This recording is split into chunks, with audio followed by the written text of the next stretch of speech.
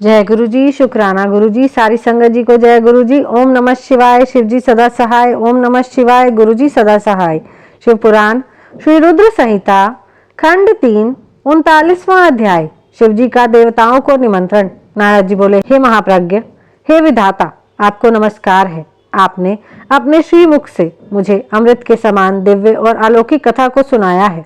अब मैं भगवान चंद्रमौली के मंगलमय वैवाहिक जीवन का सार सुनना चाहता हूँ, जो कि समस्त पापों का नाश करने वाला है। भगवान कृपा कर मुझे यह बताइए कि जब शैलराज हिमालय द्वारा भेजी गई लगन पत्रिका महादेव जी को प्राप्त हो गई तो महादेव जी ने क्या किया। प्रभु, इस अमृत कथा को सुनाने की कृपा कीजिए। ब्रह्मा जी बोले, हे मुनि श्रेष्ठ नारद, लगन पत्रिका को पाकर भगवान शिव ने मन में बहुत हर्ष का अनुभव किया। लगन पत्रिका लेकर आए शैलराज के बंधु बांधवों का उन्होंने यथा योग्य आदर सत्कार किया। तत्पश्चात उन्होंने उस लगन पत्रिका को पढ़कर स्वीकार किया तथा पत्रिका लेकर आए हुए लोगों को आदर सम्मान से विदा किया। तब शिव जी प्रसन्नता पूर्वक सप्त ऋषियों से बोले कि हे मुनियों, आपने मेरे लिए शुभ कार्य का संपादन किया है और मैंने इस विवाह हेतु अपनी स्वीकृति प्रदान कर दी है, अतः आप सभी मेरे विवाह में सादर आमंत्रित हैं। भगवान शिव के शुभ वचन सुनकर ऋषिगण बहुत प्रसन्न हुए और उनको आदर पूर्वक प्रणाम करके अपने धाम को चले गए। जब ऋषिगण कैलाश पर्वत से चले गए तब भक्त वत्सल भगवान शिव ने तुम्हारा स्मरण किया। तुम अपने सौभाग्य की प्रशंसा करते हुए तुरंत उनसे मिलने उनके धाम पहुंच गए। शिव जी के श्री चरणों में तुमने मस्तक झुकाकर प्रणाम किया और वहां हाथ जोड़कर खड़े हो गए। भगवान शिव बोले, हे नारद, तुम्हारे दिए गए उपदेश से प्रभावित होकर ही देवी पार्वती ने घोर तपस्या की और उससे प्रसन्न होकर मैंने उन्हें अपनी पत्नी बनाने का वरदान दे दिया है। पार्वती की भक्ति ने मुझे वश में कर लिया है। अब मैं उनके साथ विवाह करूंगा। सप्तऋषियों ने शैलराज हिमालय को संतुष्ट कर इस विवाह की स्वीकृति प्राप्त कर ली है और हिमालय की ओर से लगन पत्रिका भी आ चुकी है। आज से 7वें दिन मेरे विवाह का दिन सुनिश्चित हुआ है। इस अवसर पर महान उत्सव होगा, अतः तुम श्री हरि, ब्रह्मा, सब देवताओं, मुनियों और सिद्धों को मेरी ओर से निमंत्रण भेजो और उनसे कहो कि वे लोग उत्साह और प्रसन्नता पूर्वक सज धज कर अपने अपने परिवार के साथ सादर मेरे विवाह में पधारे।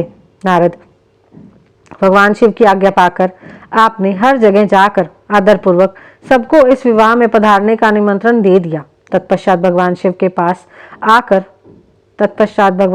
पास आकर उन्हें सारी जानकारी दे दी। तब भगवान शिव भी आदर पूर्वक सब देवताओं के पधारने की प्रतीक्षा करने लगे। भगवान शिव के सभी गण संपूर्ण दिशाओं में नाचने गाने लगे। सभी और उत्सव होने लगा। निमंत्रण पाकर अति प्रसन्नता से सज धज कर भगवान श्री हरि विष्णु भी श्री लक्ष्मी और अपने दल बल को साथ लेकर कैलाश पर्वत पर जा पहुंचे। वहां पधार कर उन्होंने भक्ति भाव से भगवान शिव को प्रणाम किया और प्रभु की आज्ञा लेकर अपना स्थान ग्रहण किया। तत्पश्चात मैं भी सप्तनीक अपने पुत्रों सहित भगवान शिव के विवाह में सम्मिलित होने के लिए पहुंचा। भगवान शिव को प्रणाम करके मैंने भी वहां आसन ग्रहण कर लिया। इसी प्रकार सब देवता, देवराजेंद्र आदि भी अपने अपने गणों एवं परिवारों के साथ सुंदर वस्त्रों एवं आभूषण बहुमूल्य आभूषणों से शोभायमान होकर वहां पहुंच गए। सिद्ध, चारण, गंधर्व, ऋषि, मुनि सब सहर्ष विवाह में सम्मिलित होने के लिए कैलाश पर पहुंच गए।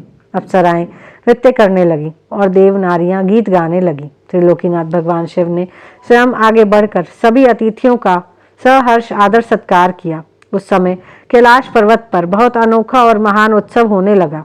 सभी देवगण हर कार्य को कुशलता के साथ संपन्न कर रहे थे, मानो उनका अपना ही कार्य हो। प्रसन्नता पूर्वक सातों मातृकाएं शिव जी को आभूषण पहनाने लगी। लोकोचार रीतियां करके भगवान शिव की आज्ञा से श्री विष्णु आदि सभी देवता वर यात्रा अर्थात बारात ले जाने की तैयारी करने लगे। सातों माताओं ने भगवान शिव का श्रृंगार किया। उनके मस्तक पर तीसरा नेत्र मुकुट बन गया। चंद्रकला का तिलक लगाया गया।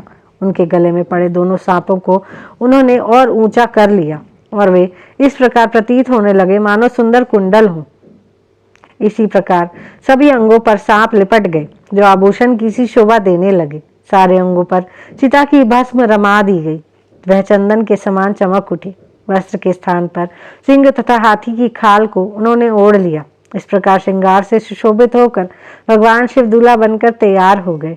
उनके मुखमंडल पर जो आभा सुशोभित हो रही थी उसका वर्णन करना कठिन है। वे साक्षात ईश्वर हैं। तत्पश्चात समस्त देवता, यज्ञ, दानव, नाग, पक्षी, अप्सरा और महर्षिगण मिलकर भगवान शिव के पास गए और प्रसन्नता पूर्वक बोले, हे महादेव महेश्वर जी, अब आप देवी पार्वती को ब्याह लेने के लिए हम लोगों के साथ चलिए और हम पर कृपा कीजिए। तत्पश्चात श्री सागर के स्वामी श्री हरि विष्णु भगवान शिव को आदर पूर्वक नमस्कार कर बोले, हे देवादिदेव महादेव, भक्त वत्सल, आप सदैव ही अपने भक्तों के कार्यों को सिद्ध करते हैं।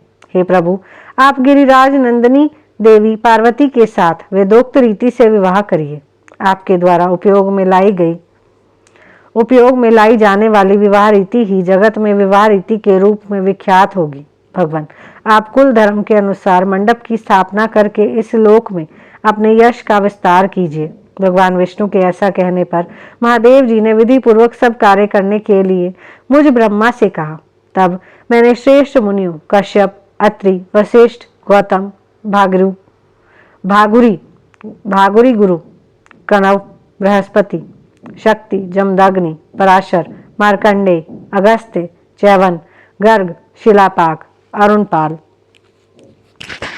अकृतशम, शिलाद, दधीचि, उपमन्यु, भरद्वाज, अकृतवृण, पिपलाद, कुशिक, कोतस तथा शिष्यों सहित व्यास आदि उपस्थित ऋषियों को बुलाकर भगवान शिव की प्रेरणा से विधि पूर्वक अभ्युदायिक कर्म कराए। सबने मिलकर भगवान शंकर की रक्षा विधान करके ऋग्वेद यजुर्वेद द्वारा स्वस्ति वाचन किया। फिर सभी ऋषियों ने सहर्ष मंगल कार्य संपन्न कराए। तत्पश्चात ग्रहों एवं विघ्नों की शांति हेतु पूजन कराया। इन सब वैदिक और अलौकिक कर्मों को विधि पूर्वक संपन्न हुआ देखकर भगवान शिव बहुत प्रसन्न हुए। तब भगवान शिव हर्ष पूर्वक देवताओं और ब्राह्मणों को साथ लेकर अपने निवास स्थान कैलाश पर्वत से बाहर आए। उस समय शिवजी ने सब देवताओं और ब्राह्मणों को आदर पूर्वक हाथ जोड़कर नमस्कार किया। चारों ओर गाजे बाजे बजने लगे। सभी मंत्रमुग्ध होकर नृत्य करने लगे। वहां बहुत बड़ा उत्सव होने लगा। यहीं पर शिव पुराण श्री रुद्र संहिता खंड 3 39वां अध्याय समाप्त होता है। जय गुरु जी।